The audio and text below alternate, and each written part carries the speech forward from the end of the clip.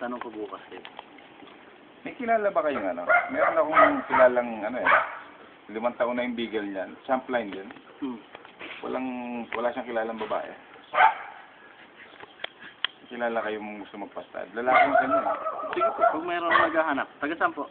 Kaya yung bisita ko kanina, yung naka-hybrid na. Problema niya, 5 taon na yung bigel niya.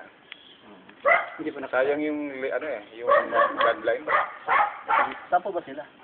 Dito lang sa GMA. Diyan lang sa GMA.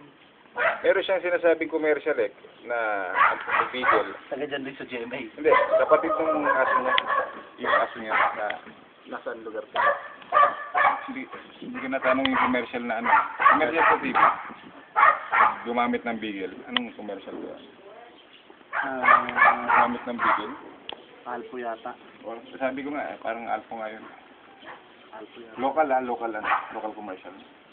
Alpo po. Kapatid niya raw yun. Abogado yun eh, binayad sa kanya yung aso.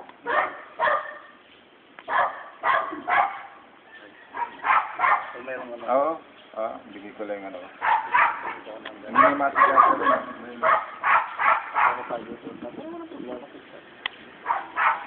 Si Dr. Carlos din, mayroon na sabong ano yan.